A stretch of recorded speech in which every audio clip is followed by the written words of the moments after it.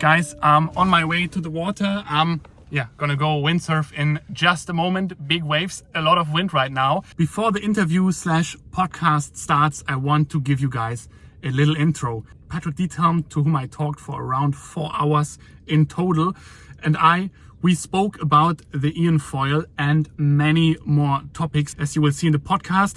This is just the first episode. There will be a second one where we go even deeper, even more into detail. And the whole thing was, from my side, planned as a podcast. But I realized at some point that I just let Patrik get into his flow and let him talk. So you will not hear me talking a lot. Sometimes I try to say something. And I just wanted to say that so you're not surprised. I wish you lots of fun with this podcast. It was very, very interesting. I had to digest all the info for quite some time. And guys, if you're looking for an AEON Foil or anything Patrik related yourself, feel free to hit us up at the Wind Lounge. It's linked down below in our video description. We are a very young online surf shop from Germany. We are shipping worldwide and we are focused on customer advisory. So if you need help finding the right foil, fin, board, sail, whatever it is, just hit us up.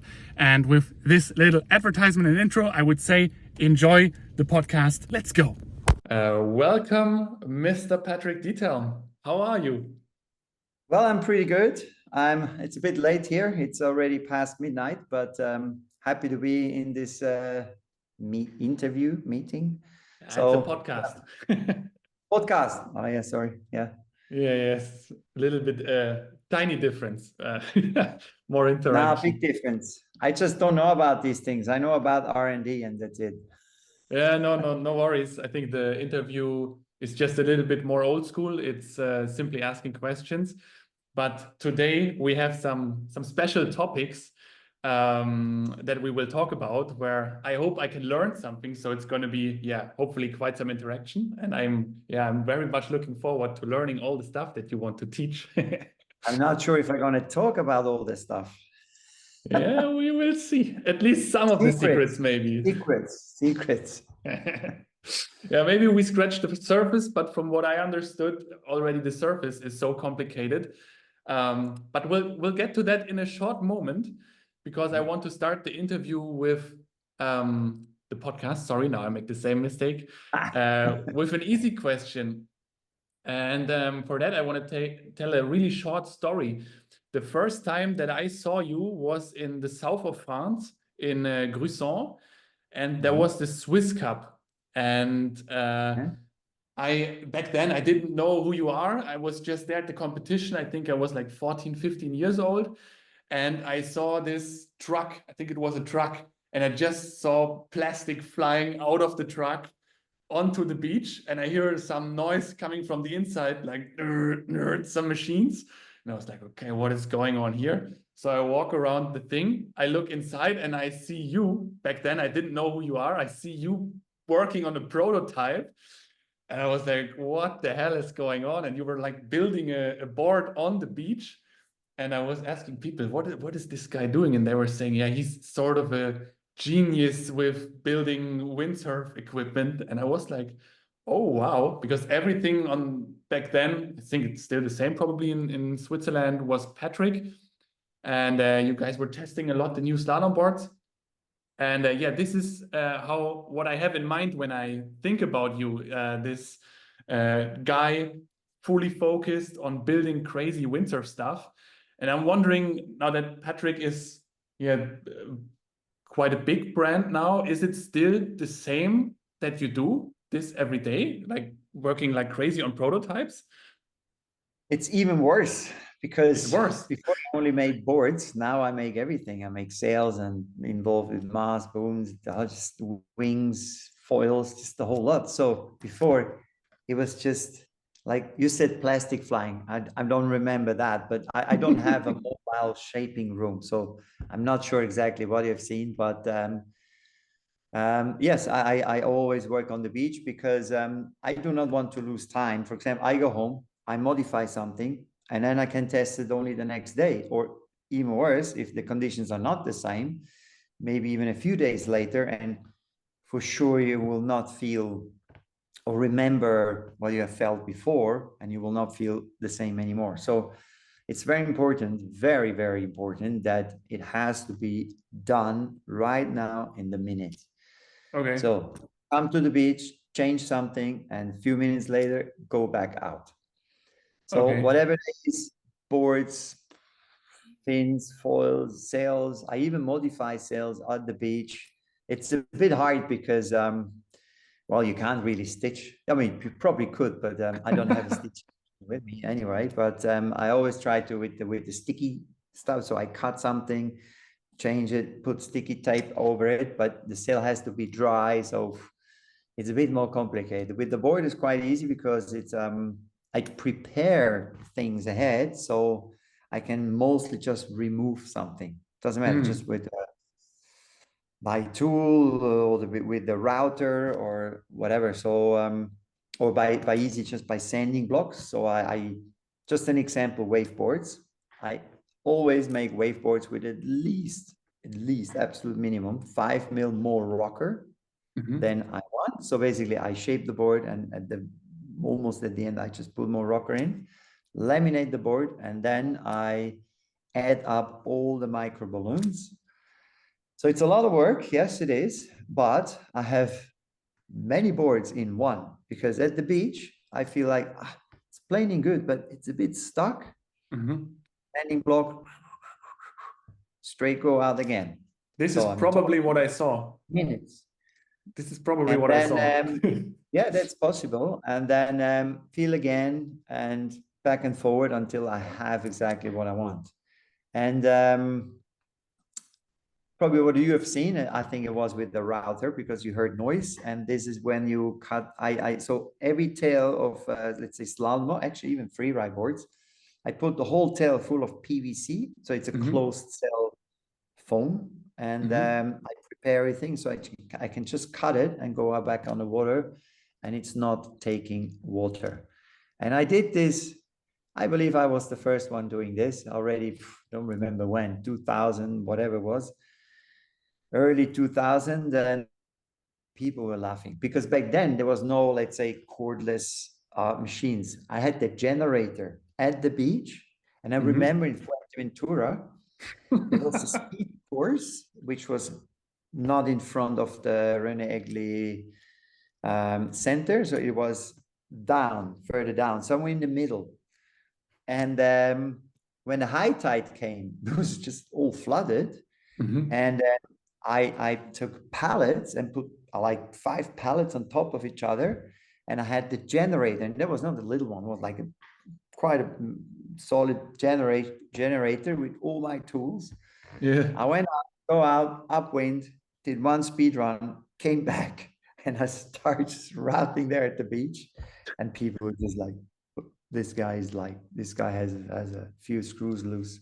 But funny wise, I advanced so quick and so much that suddenly I saw other people doing it. And remember, I cannot say the name now. I don't know, maybe I can. So it was, doesn't matter. And there was this guy, one guy was laughing. And I'm like, now who's laughing now, right? So, yeah. And I think crazy. Today, you can, but imagine how many different cutouts, how many different geometry I can do within minutes, hours, and all day long. And that one board, and in many cases, I actually fill it back up. If I wasn't happy, or if I made a mistake or I went a bit too far, I fill it back up and go over that again. Okay, I see. Even cells, I prepared cells where I prepared and with stitching, so I can just with the scissor at the beach, just cut it. And there's another stitching on the inside, which it's still holding the cell together. So, and that's amazing. What you feel, this is like really crazy. So yeah, that's what I do every day. Okay, wow. So it's still the same, but I'm glad I did not see hallucinations apparently. So just for the viewers, you put pallets on the beach with a generator. So not anymore, not anymore. Now I have a cordless tools. So no more generators. Just have to make sure I have enough Spare batteries. Yeah. Yeah, but crazy. I think it was a trailer actually. I remember it was not a truck, it was a trailer. Yeah, we always hired a trailer, or we got the trailer from a friend who has a surf shop. So yeah, it's possible. Yeah, Yeah. cool.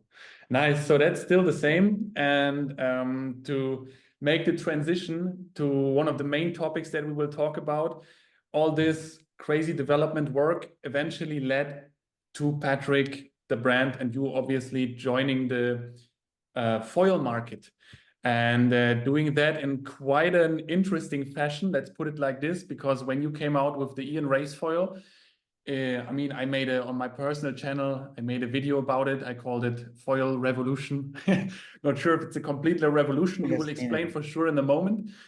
But to me, you really changed the windsurf racing foil world, because it was for the first time that I could buy a foil that I felt like was the same what the PWA riders are using. And before that, it was always the opposite, and it was basically a nightmare. So that was amazing, and you made me spend a lot of money on that thing.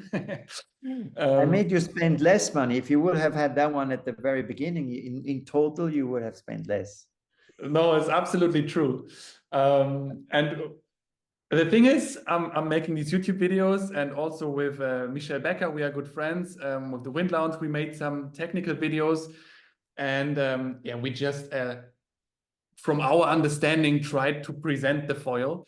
And then you sent us an interesting message. You said, guys, I think we need to talk. There are some wrong information out there. And I would like, first of all, I think that's a really cool approach, because you actually said, let's talk about it in a podcast and show to the people how it really is.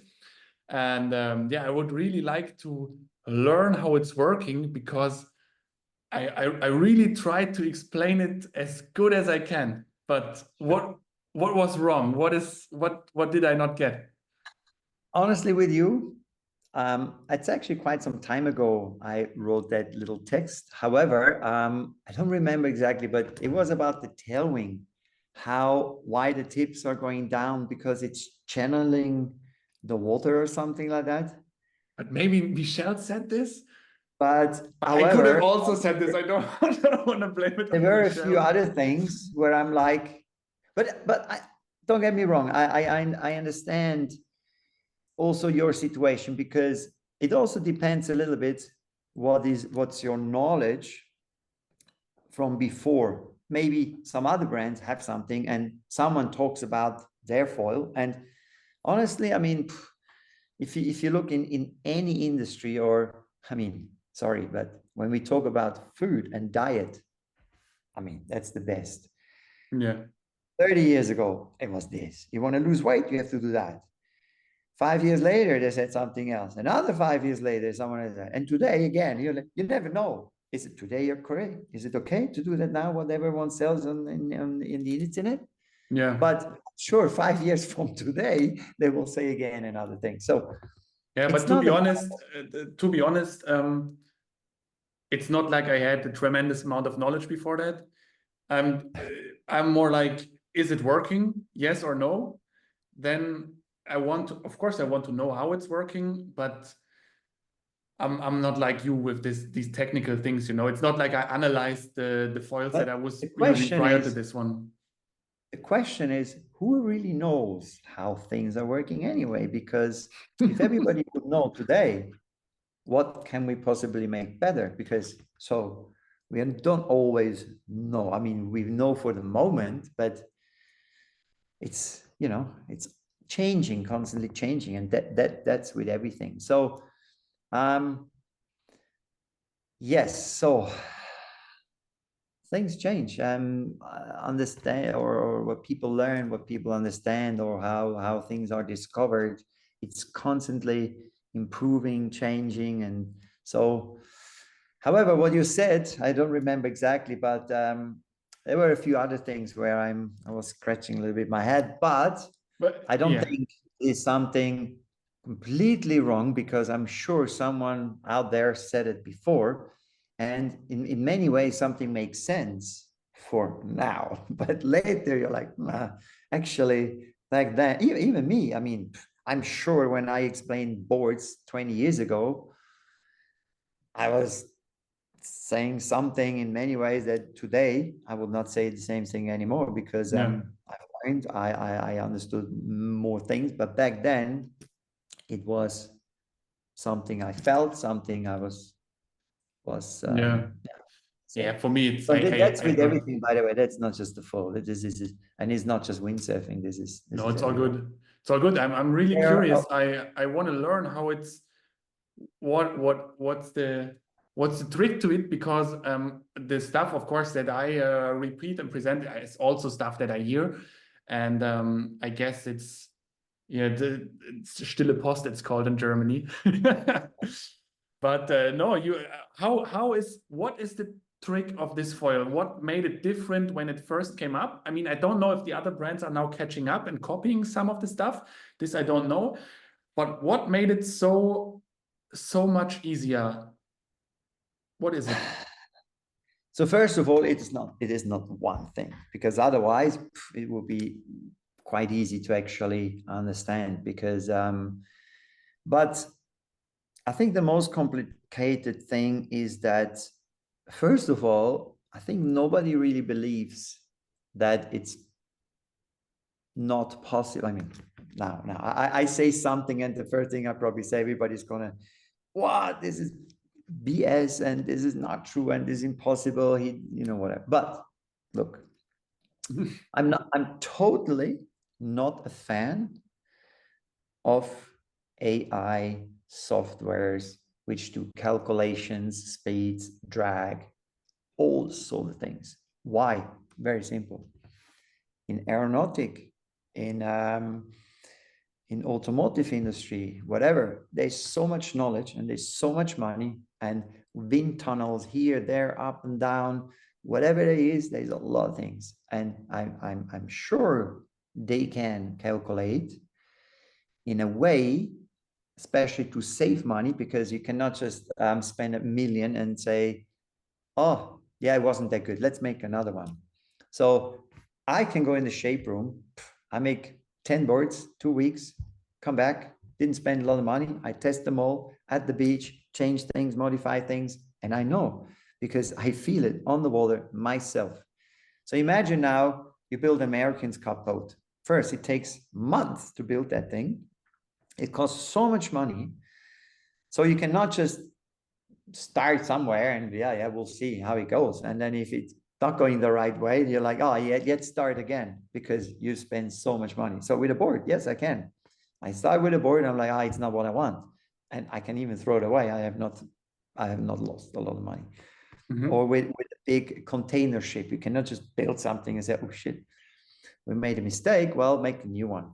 So AI softwares is a huge help for exactly this, because I think otherwise you couldn't really build or something cost effective or whatever. But we don't have this in windsurfing. And also how a boat works, so let's say an American's Cup, and how a windsurf works is totally different. And from the very beginning, I started doing competitions in speed sailing and slalom sailing. I understood one thing: if you have control, you can go and go and go, and you're not tired as well. So one heat is not finished, 2 heats, 3 heats, 1 race, 2 races, 1 day, 2 days, 3 days.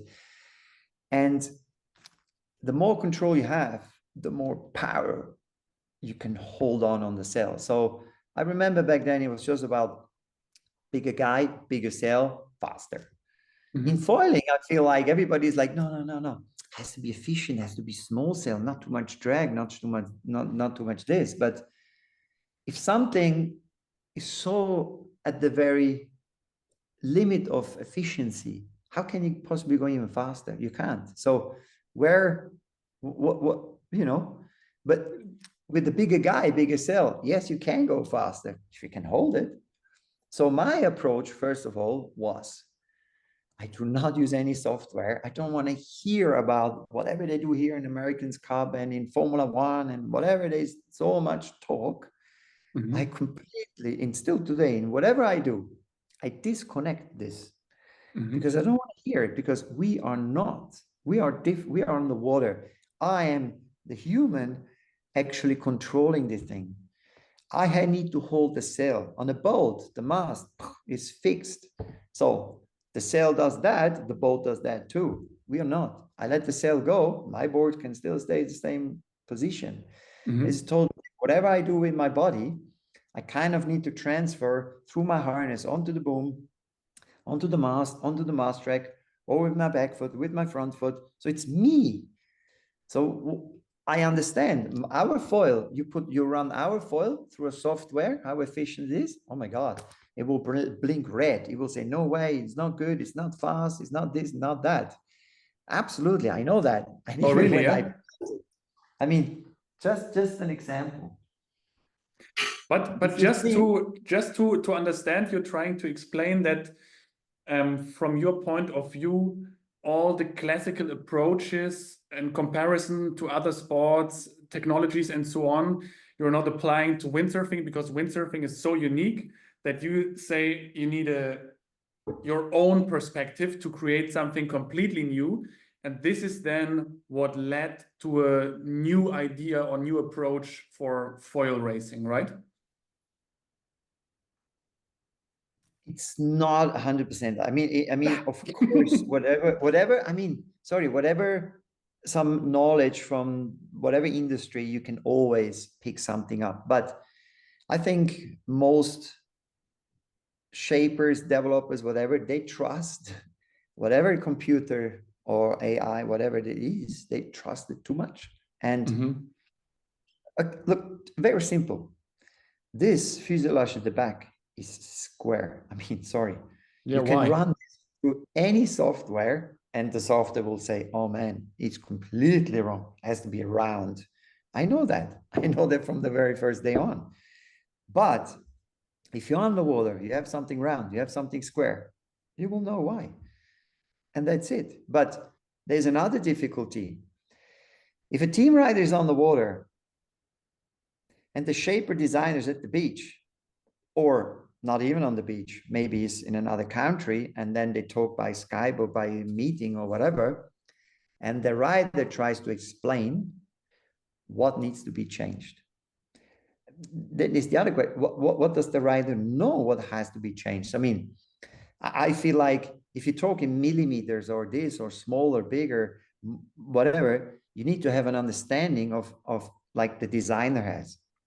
Who has that? I mean, which team rider knows millimeters, scoop rocker lines, shapes, profiles?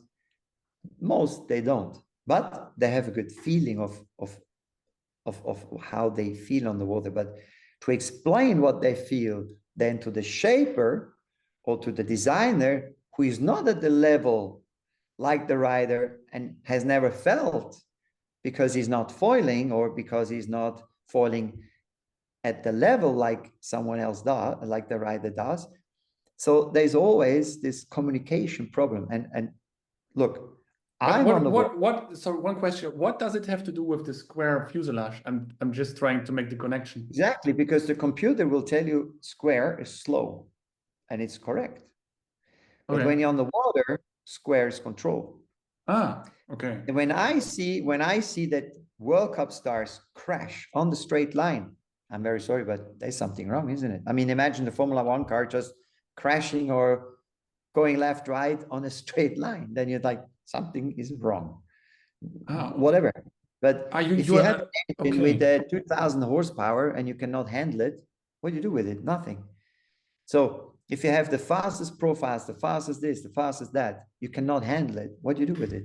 You're constantly sheeting out. You use a tiny sail. You're not pushing. You're not applying any pressure. You're just holding. Stick your butt out, and you're just scared. And tell you what, nobody in the world who's scared is fast in nothing. Not in mountain biking, not in skiing, in nothing.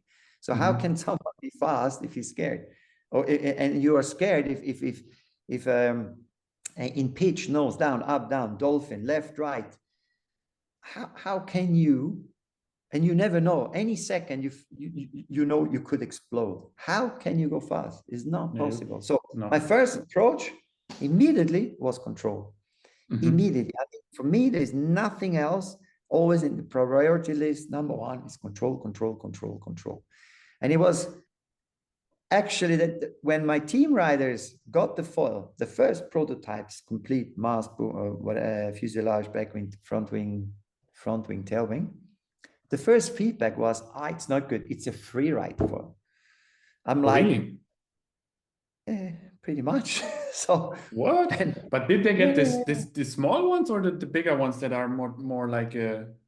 Doesn't matter. Was Okay. any. Wow. They started with the 700 and it was too big, and then the 550, and of course they tested against the other brands, which back then, those few years back, were at the highest level. So this was the reference. So they test our new prototype. I mean, by the way, it was never a prototype. But no, the fuselage, yes. Front wings, every front wing. Once I designed them, that's it. One mold, and that was it. Also tail wings and fuselage. Wow. I made a few tries, and also the mast. It was one mast, and that was pretty much it. So when they got all those parts, I heard a rumor that so many prototypes were built. be careful. That was construction. But the shape, the design, profiles, geometry, and everything, one off. Except the fuselage, you know, the position of the mast. This one we test, of course, whatever is best, because it is cheaper to make a fuselage than it is to make a mold and so on. However, so when my own team riders received that foil, first feedback was, it's not fast enough, and it's really good in jibing and really good takeoff, but it is not World Cup level. And I'm like, do you have control? Yes, too much. I'm like, there's no such thing that you have too much control in foiling.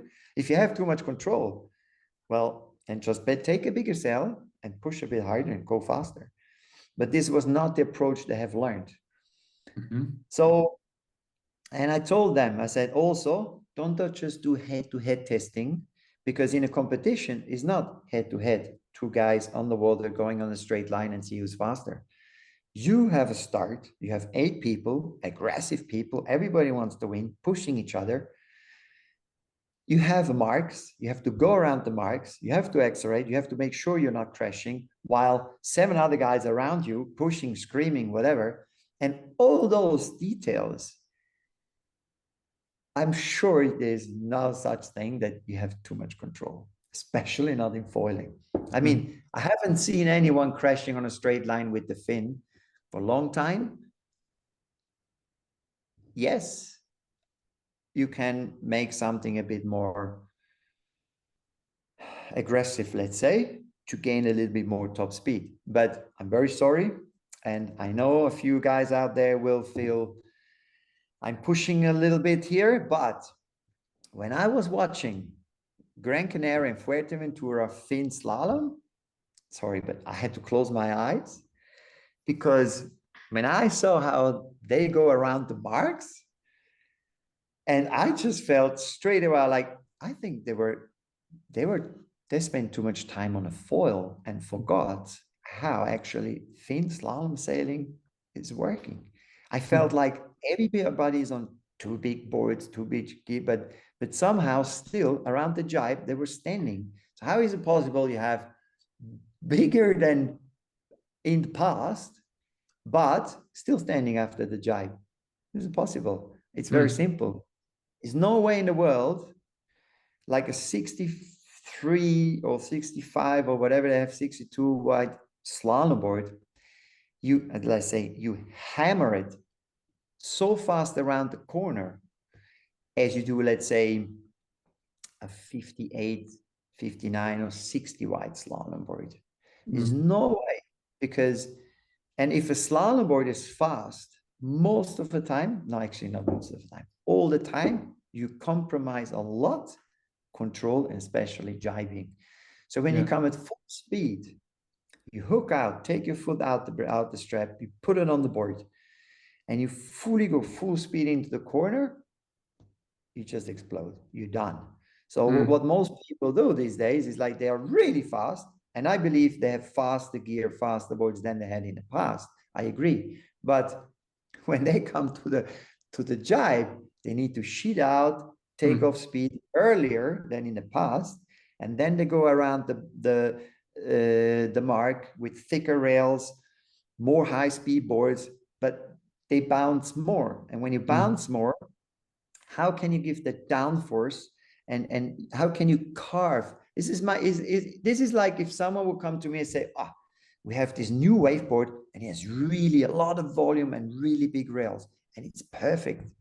It's not. It will never be, because you cannot engage the rail as much as you need, because we are humans. And if I'm on 165 or 190, I'm still in the range of, like it's not a massive difference. So yeah, you want to do a good bottom turn or a good cut. It's not possible. You can do the same on an 80 liter and on a 100 liter board. It's not possible. So the same is in jibing in slalom sailing. So this is where I feel there's a lot.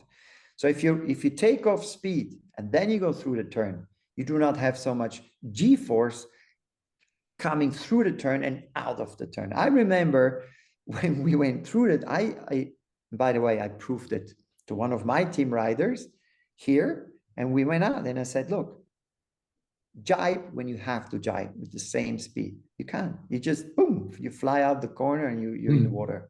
Yeah, crazy. So while with the older boards, you really can carve in and you maintain that speed, and out of the jibe, you still have that speed.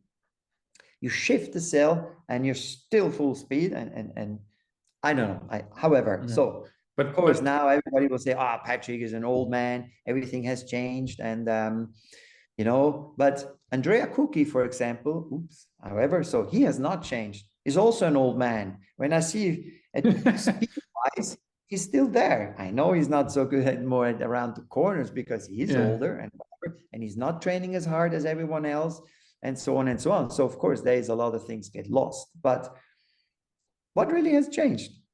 So I'm not sure if some old dudes will come back in PWA, straight line, first mark. I don't believe there will be a massive difference. It was pretty similar when I watched the stream. But around the corner, I cannot prove it because we are all old now. Yeah. And, however, so in foiling, same approach. Control. That's it. For me, it was just about control. And control, of course, is stiffness as well.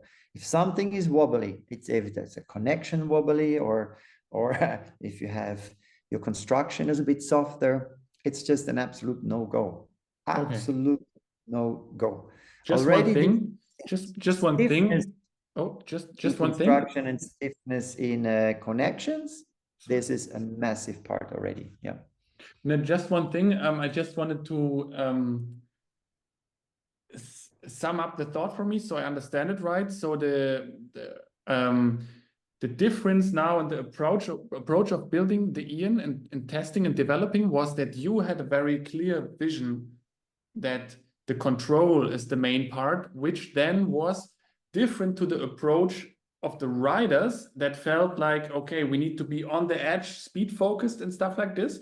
So you had to be strong with your vision, focused on that, and then teach them this new approach so they relearn then how to test your foil.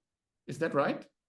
Let's put it this way. From the first time they got the final parts or the last prototype, it's the first and the last anyway, because I did not need, I'm not talking construction, but because even the first one we made was already stiff. At the end, it was just a lot about details here, there to make it even better or whatever. Let's say the best construction, twist flex on the mast possible out of the shape it has. So there we made a lot of prototypes. However, even before the first competition at Lake Garda, they were not sure how good the foil is. And still it was like, it's not fast enough, not fast enough, not fast enough. after that first competition, a lot of them have understood and they wanted to order the foil. Then I So bought it also. it shows you, it took them, I don't know, from September to when was Lake Garda back then? It was in May or something, right? Yeah. Imagine around from something around September till May, they were always saying kind of, not sure. The other brand is still fast. The other brand is still fast. I'm like, But were you sure? Were you sure? Were you Me? sure? Yeah. when the first feedback came and they said too much control, I knew it's a matter of time. It's a matter of the getting used to it. It's a matter of time where they're like, oh, actually, I can use a bigger sail. But this is step by step. And oh, actually, I can move the foot straps a little bit. And you know, and I knew they will just get faster. By the way, from A to B, let's say 50, 100 meters, our foil was not 50, but let's say 100 meters or whatever, 150 meters. Our foil was always in the front at the end. But it was that acceleration, top speed, and especially a bit more downwind. When you're trying, you hit the gust and you're trying to, you get this little extra, you know.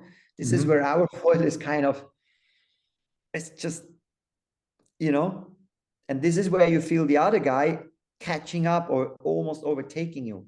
As soon as that gust, as soon as this moment is gone, we are back there. And so at the end, we were always at the front.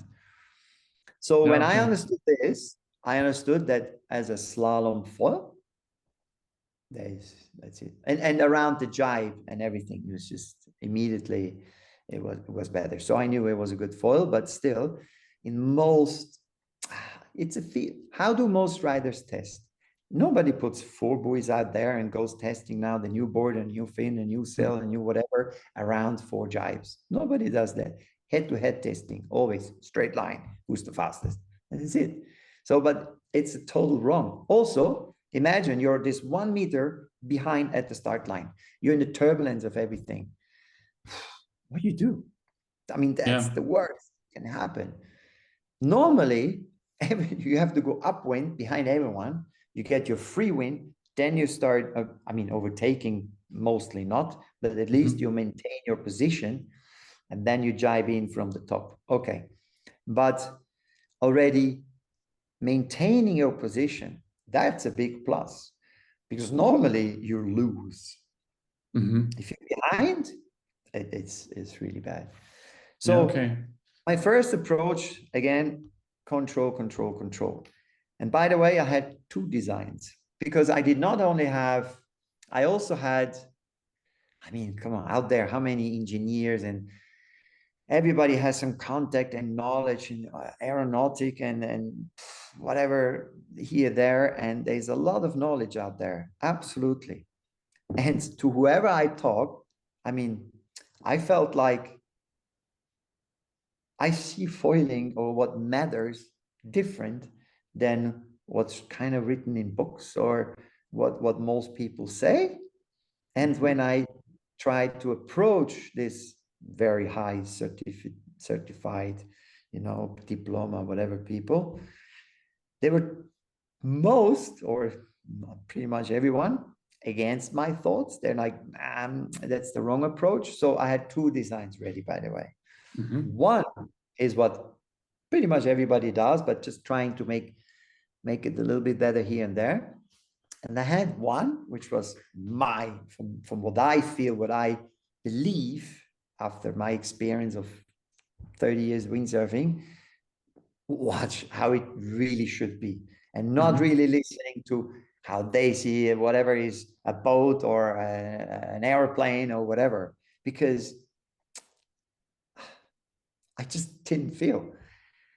And I had those 2 designs, and I didn't know which one to really put into production, because all those molds, of course, they cost a lot of money. So and it was Karen, so my partner Karen. She said, Patrick, if you don't put the design you want, you believe in, you will be angry for the rest of the time, because you will always say you would have known better. So and then the other one was Alex Poussin, my own rider.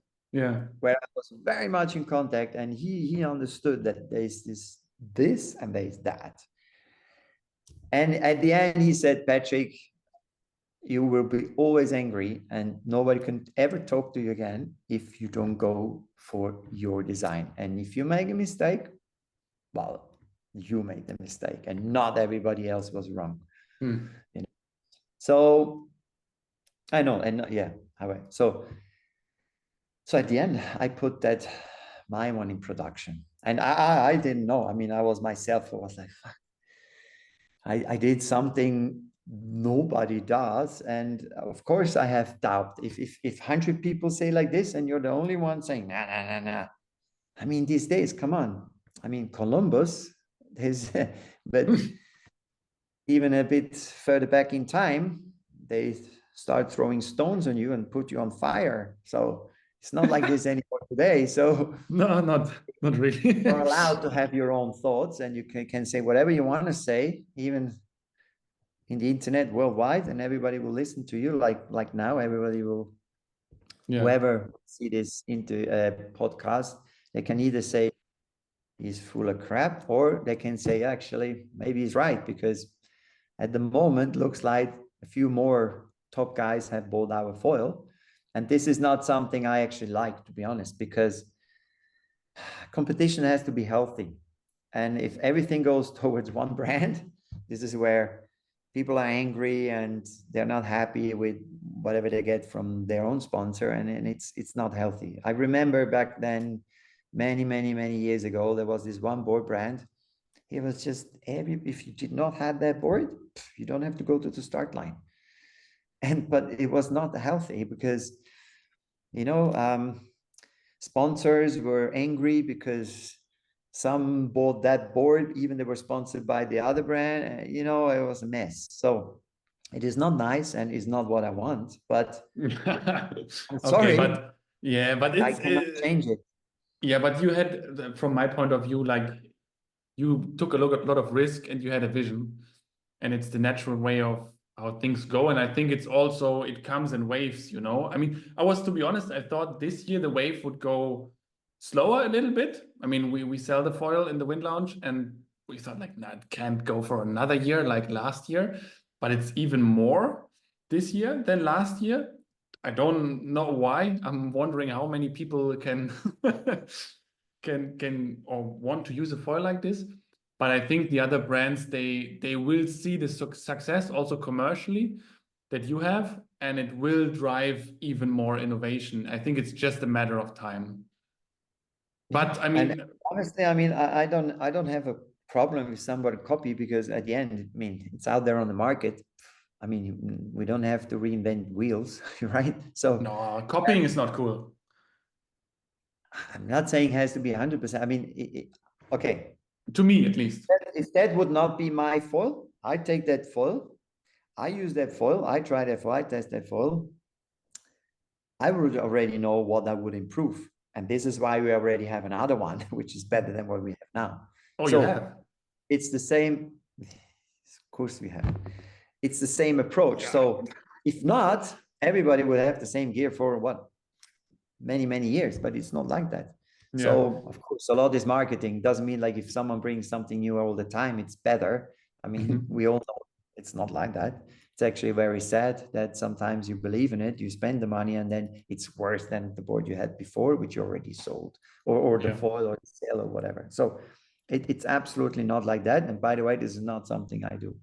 I swore myself the very beginning, starting our brand, I will not put anything on the market if I am not personally convinced that it is better.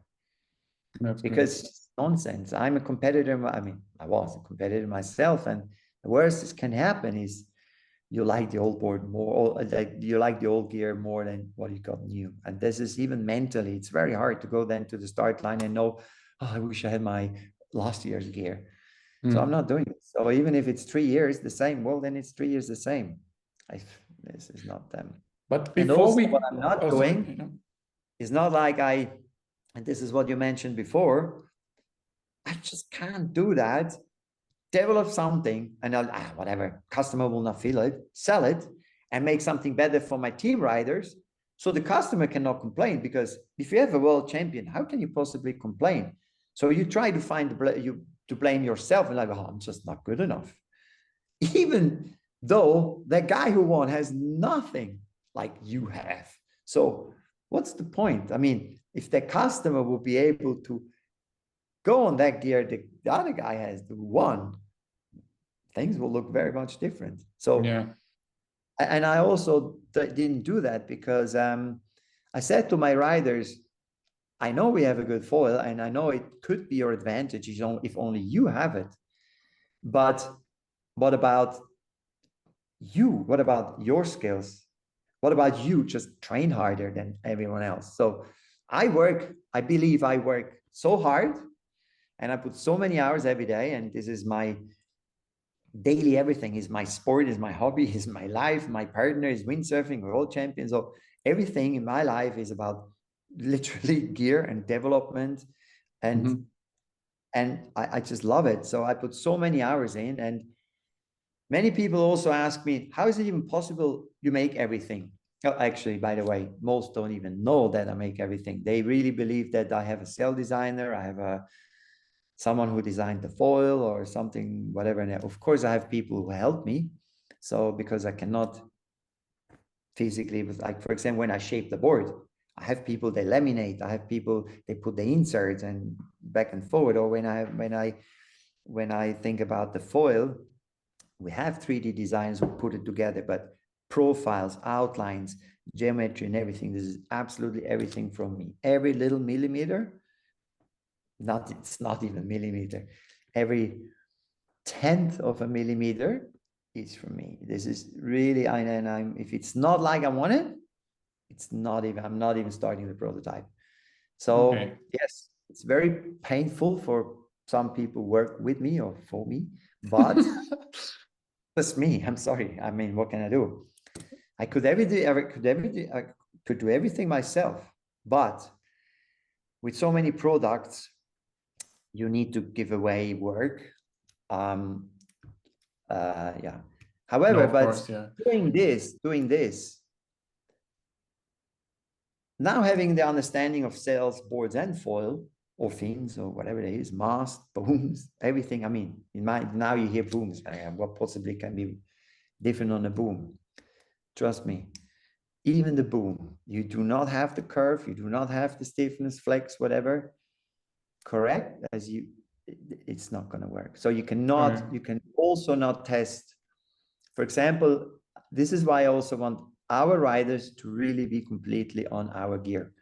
Not because I want to push our business, but if that guy is testing the new sail with another boom, I'm not even sure if the feedback is correct. So it's really important for me that everybody who is really involved in testing uses my gear. And I know now people think like, oh, okay, so if I buy the Patrik foil, it might not fit to whatever board brand I have or to that sail I have. No, it does. Could be not, because some sails pushing down, some sails freeing the board up. I don't know. There are many different sails out there, but this you have with any brand.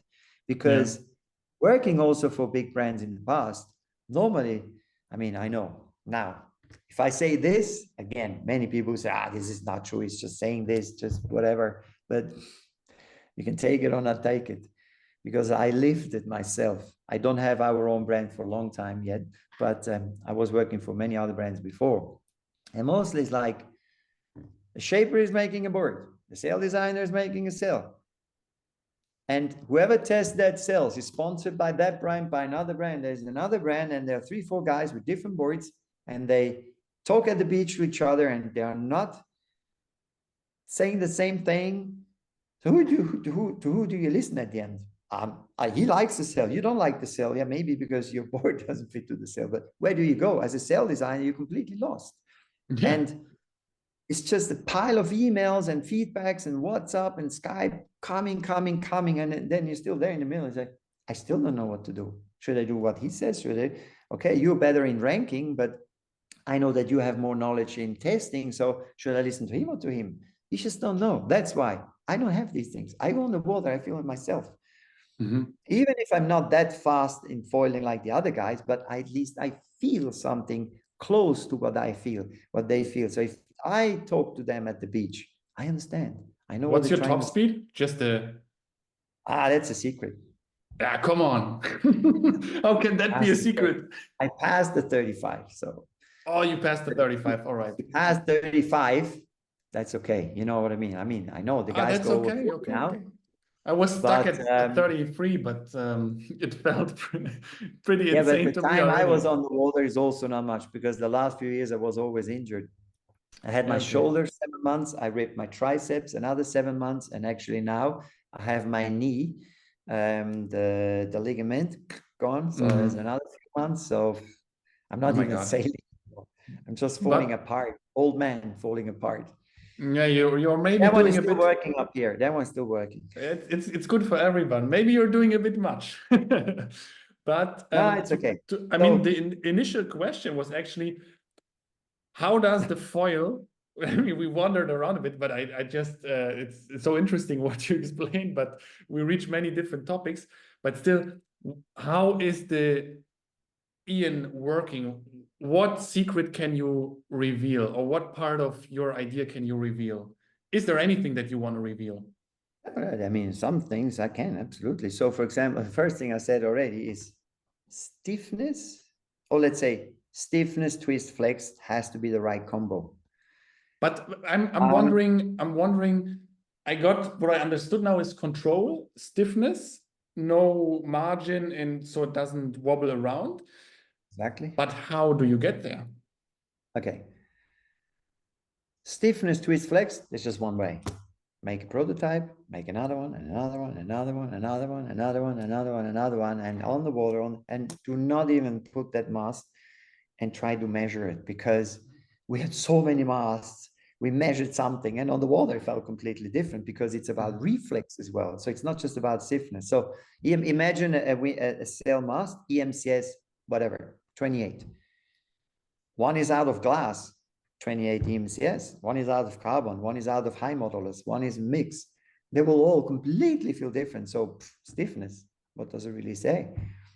You know, and then now you have the EMCS, but you lay the fibers in another direction. So the let's say the torsion of a windsurf mast, because a windsurf sail is like this. So let's say if the sail would be just straight, so you just have a movement to the leeward side. But the sail is bent, so you have a movement to the leeward side, and you have, you know what I mean, and you have a torsion, so you have a twist. So again, there you can make masts with different layups, and they all will feel different, even though you put them in the machine, you put your weight, you measure everything, and they're all the same. So for me, honestly, I don't even measure anymore. I just don't know what to tell. Give them. Yeah, because measuring is, and what? So do we measure torsion on a windsurf mast, sail mast? No, we're not. Who does? Nobody. How you do it? You cannot even hold it. How you turn it? It's round. It's hard. The mast has torsion, just so because from what this I would like, but then I also start to get into other topics. But the mast is bent like this. Why is it moving like this? Where is the friction coming from that can do that? What do you mean? Well, I would be thinking like the carbon. Wait, which mast are you talking about? The foil mast or the sail mast? I'm also not. You're talking about the sail mast, no?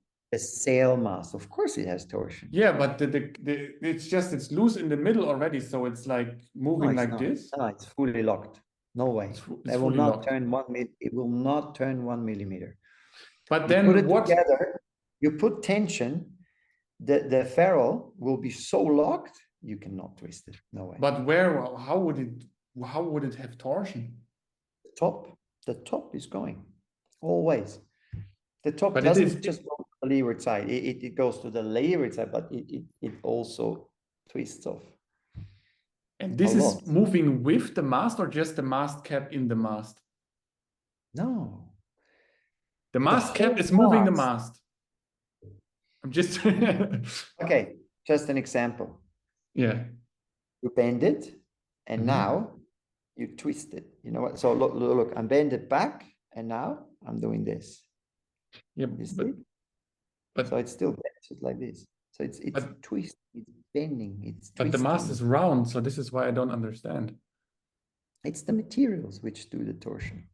Anyway, trust me. Okay. I mean the viewers However, shall write in the comment if they understand the problem that I have understanding it. But maybe so so with the mast for the foil mast and front wings, this is just make them, send them, go on the water, and that's it. okay, so it's not yeah. But for example, what else there was? What did we say? So No, it was this was interesting already. So I understand now that for the stiffness of the mass, it's just testing millions of different things, and you eventually get one thing that works amazingly. And then and if you change the shape of the mast just a few tenths of a millimeter, so I'm just saying that just if you make the mast 0.3 thinner, you feel a difference, quite a good one actually. If you change your profile, so for example, if your profile in the front is a little bit thicker, in the back a little bit thinner, and then you turn it, you do the front a little bit thinner and the back a little bit thicker, you can restart again and make more prototypes of the layup because it will change the twist flex completely.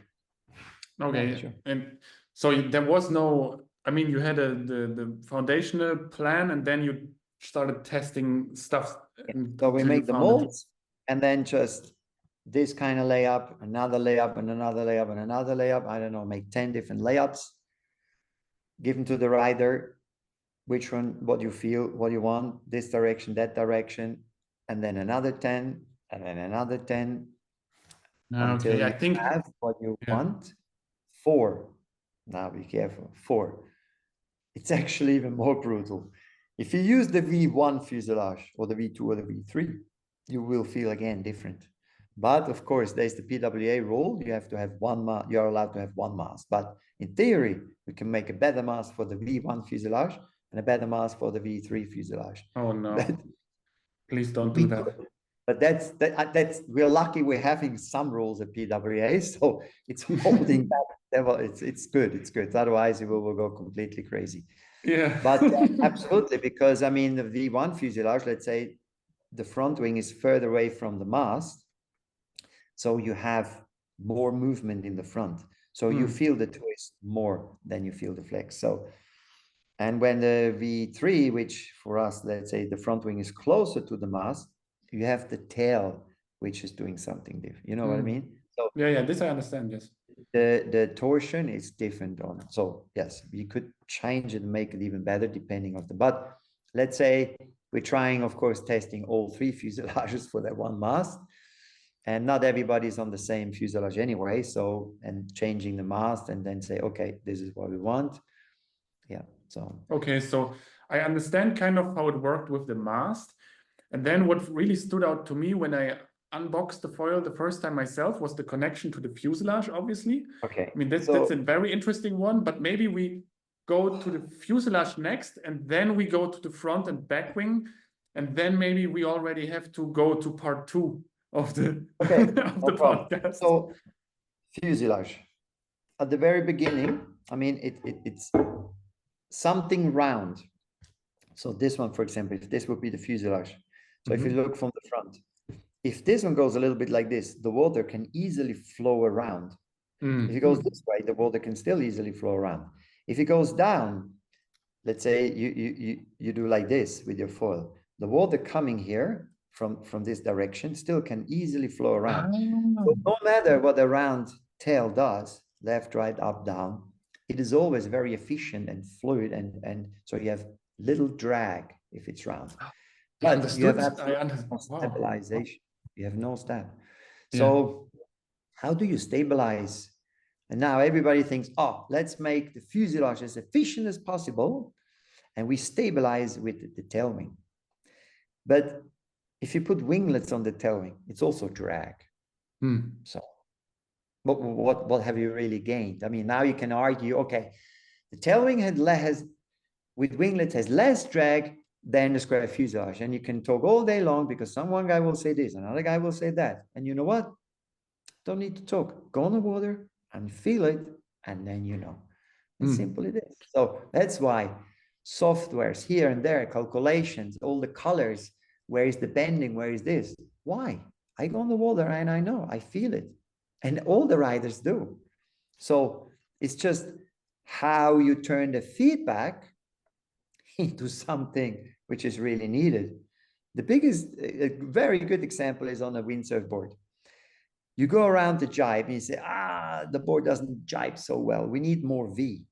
But I'm as a shaper, I know, geez, I already have a lot of V. So should I really put more V? Because that could go actually very wrong. But I could make a smaller tail, jibes better. I could put rocker, jibes better. I could make round the rails, jibes better. So I know because I shape the board. So I know how many millimeters I've done in that board. And if I never had a board in my whole career, which worked with more millimeter than that, how can the team rider say, oh, we need more V? How can he know? He doesn't know. He has not shaped thousands of boards in his past. So he doesn't know. The only thing he can tell me and say, Patrik, the board doesn't jibe so well. But then it's me coming in and say, how doesn't it jibe? And when I tell you now this, I know it's not the topic of the foil, but once you understand that, you understand my approach, how I develop things. So what's it doesn't jibe well? Well, for me, when does a jibe start? So I'm asking, when does a jibe start? For me, it's when I'm deciding to jibe and I'm looking for a spot on the water to do the jibe. When the first time you hear your own word in your brain, jibe, this is when you start jibing. Yeah, this is what I meant. Yeah. You said when you decide to jibe. Yeah, But I can already think in the middle of the run about jibing. And this is where I'm already think about my tactics. Do I jibe? So if another guy is in front, should I pass him at the back and jibe from the top, or should I be below and jibe in from there? This is where you start jibing, because already on the straight line, you trying to put yourself in a position to begin for you how you jibe. But not everybody jibes the same way. That's why, let's say, Julien Quintel, how many times he came in at last?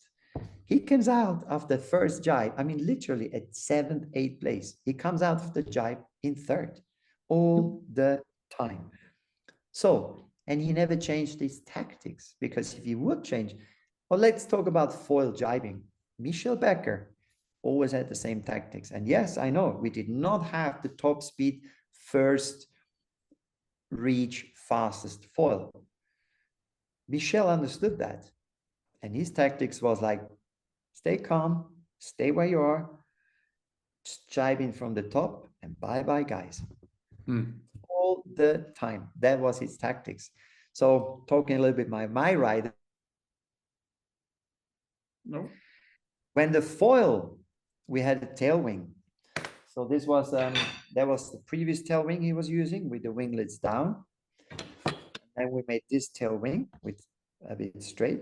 And by the way, that's exactly the same tailwing, but with cut tips.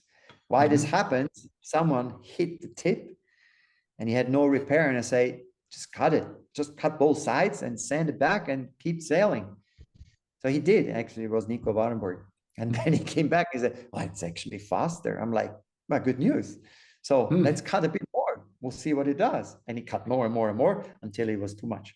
So we understood already, okay. And how much control do we lose? No. But again, now I'm coming to the point. Remember at the beginning, I said, every rider just wants to be faster, because how is the feeling? You cross the start line and you're already behind. It feels bad. Nobody wants that feeling. Yeah. But it's not over. The race is still a long way to go. So, and with this new tailwing, they could be more like in the middle of the field. So everybody choose that tail wing. But I know, but where has Michel lost the most? 2024 in the jibes. He's amazing jibes. He's extra, like, let's call it, Michel Becker is the Schüling Quintel in foiling. Yeah. He was. I mean, nobody, not even close, jibed like he did. I believe to choose that one was a little bit, I did not say it's the wrong decision, but of course you can train and learn to jibe with that. But when I use that one, and I'm not a good jiber, I immediately could feel, I'm like, oh boy, that's not for me. I could literally feel the tail of the fuselage, like even making a funny noise. And why the nose comes from is, so if I would have a round fuselage, that would be even worse, because the tail, the fuselage, will be just gone. It will just, let's say, spin out or whatever it does on the water. Now you can call it ventilation, cavitation, or whatever you call it. It doesn't matter. Thing is, it does something weird at the tail, and that comes because of you changed the tail wing. With the winglets down, you have that really locked in back, and you can actually push around it, and out of the jibe, you almost feel like not almost, you actually feel an acceleration. And if you do a good jibe, sorry, but you have 20 meters just like this. To overtake someone and gain, you have to gain 20 meters, and you have to be very, very fast. I'm not talking about you did a bad start. I mean, whoever does a bad start, you're behind. But if two people go the same speed and then they say go, to take 20 meters on one guy, I mean, you do a good jibe, you have more than 20 meters, you gain more. So now you understood a little bit the square at the back. So in any direction, that thing is locked in. It doesn't want to go up, down, left, right. It doesn't. It just wants to go straight. And this is what you want when you go foiling. You don't want to have something moving around, and especially not in a jibe. So that's one thing. Is there more for the fuselage? Sorry? Is the regarding the connection and the connection of the front wing? This was also completely new to me when I had this. Can you see this fuselage? I mean, yes. By now everybody have seen it anyway, or a lot of them have it, so they can measure all day long. So you see here, it is going, it's conic, and then this part is flat, okay? This is the first design I did, and I pretty much that's pretty much the only one I made. However, we had a team rider, he said, if it would go straight down, you know, without this here, it would be better. Faster, whatever. And I always said, no. And sometimes team riders get a bit upset. Find it. Which one is it? So many. All right. That one it is. And that's a titanium one. And I never made it. And he said, yeah, but you haven't tried. I like, you know, some things I just know. He didn't let loose. And I said, okay, I make it. I spend the money and I make it for you. He used it like 2 minutes, 5 minutes, came back and said, yeah, you're right. I'm like, okay, thank you very much. But now I spent the money and I made one. And just to prove that it was wrong. So here we are now, and I'm not saying why, but just you to know we have it. So now this is, oops, sorry. So you see, this is an approach.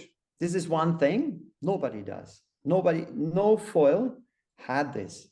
So this was already one thing where I'm like, you read anything you read, whatever in the internet and up and down, and whoever has some knowledge in dynamics and whatever, and all the computers and softwares, they will tell you that's not fast.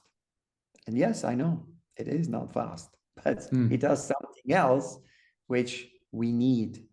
An American's Cup, by the way, has a foil at the back and a foil in the front. I mean, not in the front, but somewhere in the middle. It's 2 step points. 2. We have 1. I mean, yes, we have a front wing and a back wing, but we only have 1 mast. So it's easy for us to do this. So completely different approach, completely different. By the way, all those boats, they have trim flaps. Do we have a trim flap? You are the trim flap. Can you react so fast? No, you can't. So if you cannot trim so fast as you need, because we are humans, we are not, we are not robots. So what we need to change the design for who we are and our reaction time. So it's another detail. And also the tail. You have the tail wing. You have the tail wing. The tail of the fuselage passes the tail wing. So it's longer than the tail wing. Also there, everybody, this is no good. It has to be super fluid dynamics and efficient. And it's better if the fuselage stops somewhere in the middle. And I said, you're right. It would be faster, sure, but there's something else which you lose, which I put as a higher priority than the top speed. And again, I was right, because I'll show you this one. You see this tail? Yeah, I see it. Completely cut. So we made many different parts we can put at the back. I even started making some by hand and sanding them out of carbon. So we have longer ones, shorter ones. So very simple. We can talk all day and put it in a computer and ask AI what's good. How does he know? He doesn't know. The only guys who know are the ones who go in the water and feel it. And that's it. So this is the fuselage. Try different tail things, rounder, square, sanded, shorter, longer, and feel what it does. And then you know. So now that's another thing. I still have them. I keep them because maybe one day we come up with another idea. Yeah. And have it for testing. So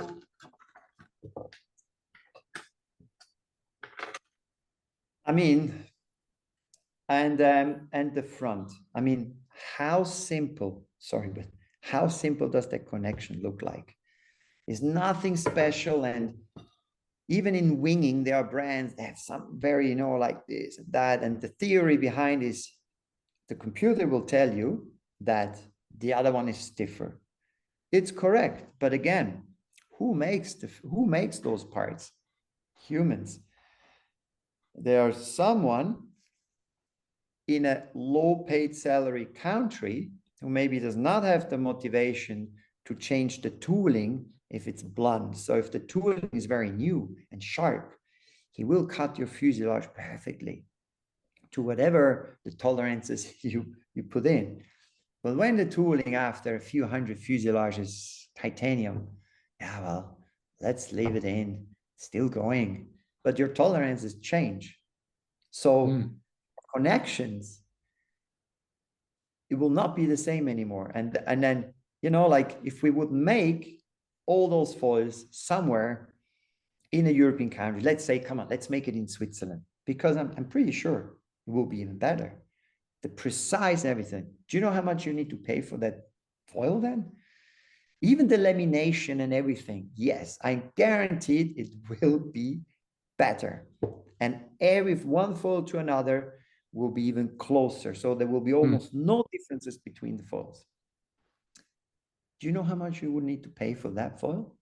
How can we? It's not possible. So I'm designing something also knowing, by the way, I shape in Thailand in the factory. My workers are Thai people. They laminate. I see how they work every day. And it's not always the same workers because they come from production and I work with them. It's good for me because when I see what they do, and then immediately I can say, you know what? I think back there in production, we should have put an eye on something. And I give them the hint. They go in production, say, oh yeah, Patrik, you're right. And we change it. So it's good for me to really be there. So I'm not just sending a 3D file and say, oh yeah, make me the foil, send it back to me, and I'm testing it.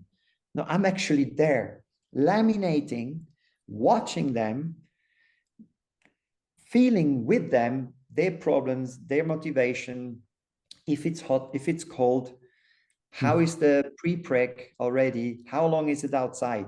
Is it in the sun? Is it in front of a window? Is it in the shade? Is it where? All these things you can only know and feel when you're there. If you're not there, you will never be able to make a good foil. I'm sorry.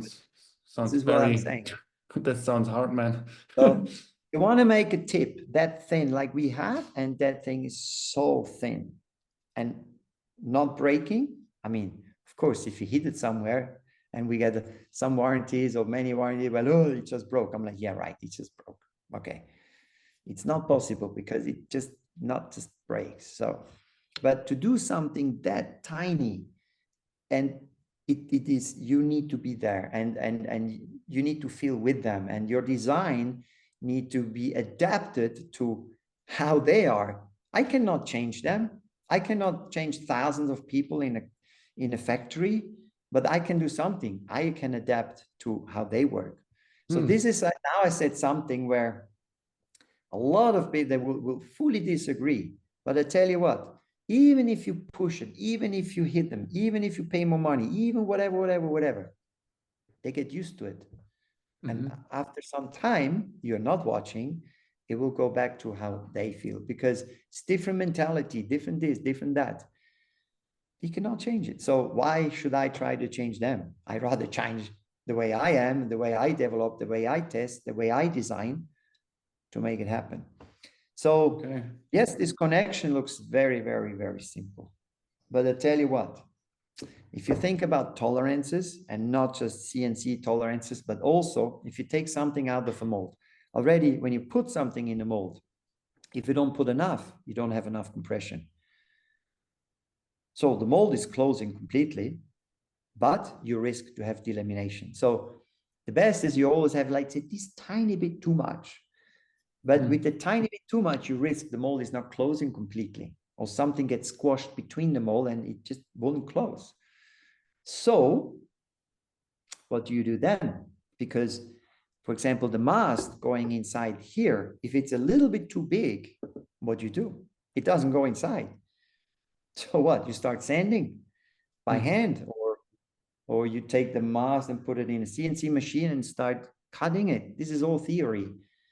But if you really work in production yourself, and you work with them every day in the hot, in 30 degrees, 35 degrees, with humidity crazy as, and you feel like, holy crap, how can they even work like this? I'm going nuts after an hour. And you still expect them to do everything perfect. You can't. So already the environment of work is very important, more important than actually money, I feel, however. So to make them feel good and whatever, that's another approach. So if you are there as the designer, so they know you, who you are, how do you think, they will work different just for your own brand. And when they get, maybe they get then another brand, they're like, I don't even know that guy, and they just do something. But they know Patrick, let you know, it's a good guy, you know. So again, it's not just designing, sending a 3D file and perfect. It's the best foil. No way. This is hours and days and months and years. I'm there and I sweat and I sniff the same dust as they do. And only then I can design the best foil. Wow. I mean, other people will disagree, but I can tell you, we can do it the other way around, like Formula One. We put up a factory, few millions in Switzerland. We hire some good people. We pay them a big salary. And then nobody will buy my foil because they can't. It's too expensive. Yeah. So this connection, I can tell you how many different ideas and designs I had. But at the end, I was just, every time I was thinking about tolerance, and especially the carbon parts coming out of a mold, someone is sanding, someone is finishing it. I was just like, okay, delete everything you have, Patrick. Make it simple. Make it simple. And I know it's not the most innovation, whatever connection, but I tell you what, that connection is simple and it won't move. Whatever you do round or with edges, when you calculate the force and whatever, you're right. Computer is right. You're right. But at the end, you're still not right because productions will always make mistakes. There you are. So these details, I have not even thought about, let's say, a lot of designing here and profiles. It was mainly just having the understanding of how productions work, what I have to be careful of to get the control I want, and so on and so on. Like this connection again, you know, the connection. You're in your videos, you talked about this connection. I think that's an important topic we can talk about. Yeah. That connection, I have these ideas in so many years for fins. And when foil came, I'm like, oh my God. And I by the way, we have a patent on that one. So, and to put this on the board, yes, I know. But if I do this and nobody else has it, everybody was, Patrik, you change. Now I will not buy the Patrik board or the Patrik foil because it's only if you have the Patrik board and the Patrik foil, then it will be compatible.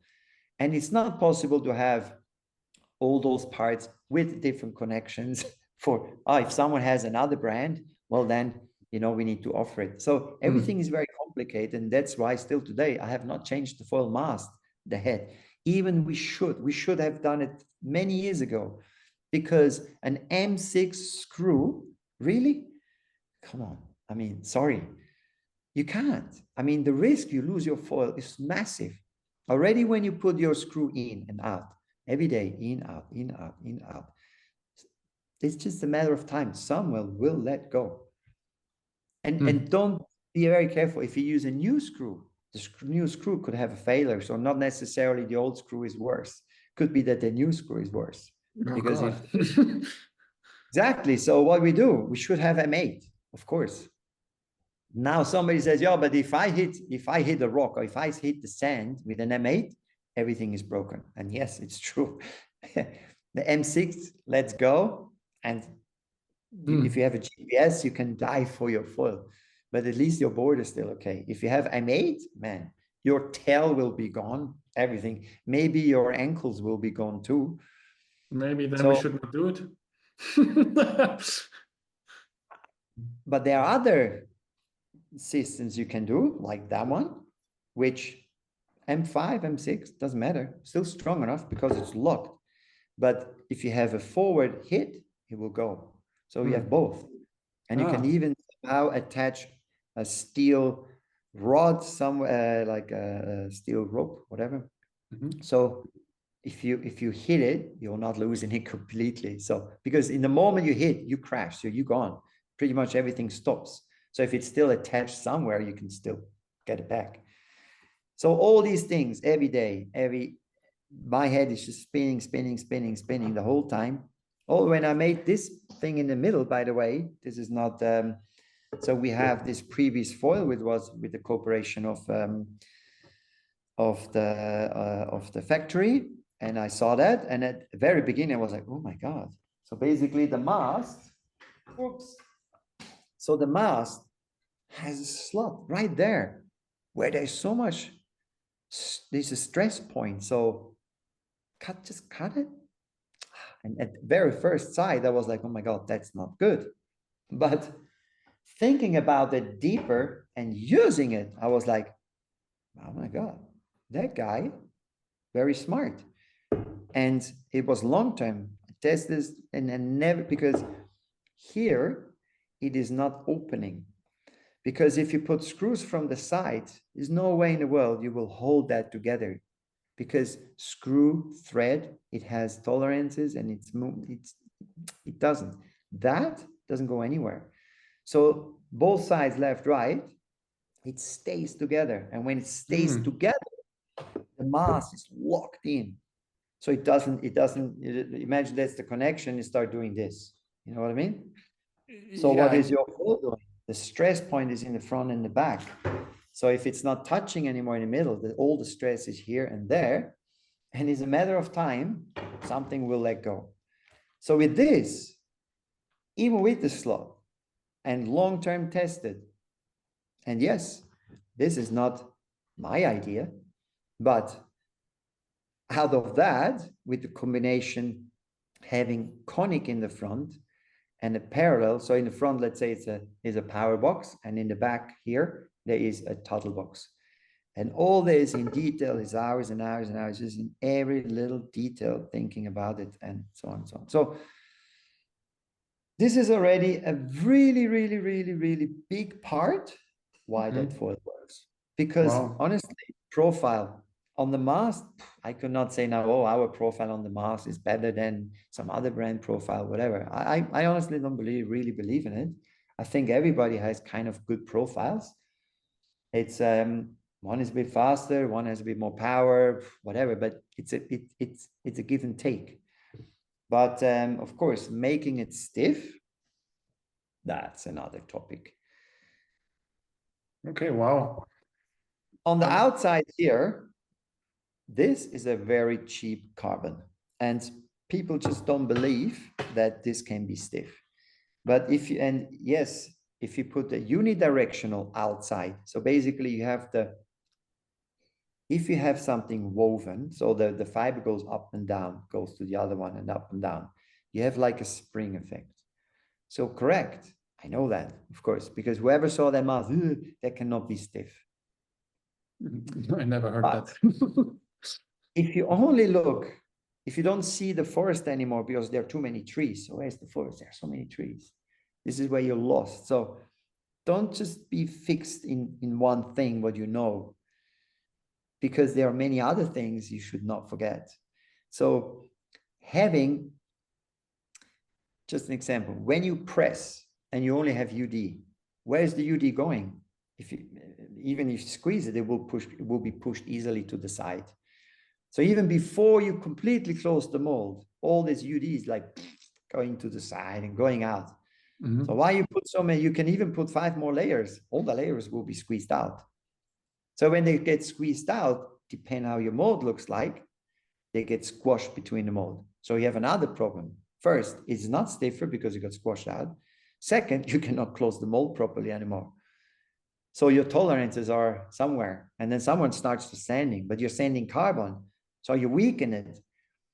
So with the outside fiber, even if it's a cheap one, but it's a woven one, you hold things together and less gets squashed out, you know? I know I'm giving some secrets here, but I have so many more. It's okay. I can give a few. So you know what I mean? So at the end, that woven fabric just holds things together. And when the mold presses it, it stays, and it's really compressing everything. It's not just pushing it out. So that's why, for example, even with a very cheap layer outside, there's a reason why this is outside. So I don't know. What else you want to know? I can talk all day. Yeah, well, first of all, I must say I learned now a few things that I really had no clue about before, which it kind of makes me excited, and it surprised me also because I'm realizing how much deeper this all goes. I mean, it's crazy, but how deep this all goes. But regarding the front wings, and I mean we have a list of topics that we want to talk about. And the PWA topic, and I also want to talk to you about the future of windsurfing. My suggestion would be we make a part 2, and we call it a day here, because I mean the people, I'm not sure if they would watch for 5 hours. Well, you can give it in pieces. I don't know. Yeah, no, let's make a part 2. All right, no problem. Yeah, no, aside from just I think in this podcast, I want to let people feel what I'm really doing, because there are designers and designers, you know what I mean? And there's a lot of marketing and there's a lot of whatever. You know, there's a lot. But I believe if people understand who I am and how I think and what I see, well, a lot of questions are answered. You know, and then for many, they don't need to know everything. I'm trying plug and play. I mean, a little bit in advertising for Apple. You buy Apple, no matter what you have. There's no drama. Plug, work, ding, synchronize, done, that works. Thank you very much. Bye-bye. If you have other things, you need to contact an IT guy and the other guy and the friend and gives you some noise, and you try to fix and run behind things all the time. So plug and play. You have it, put together, put it in the board, go and have fun.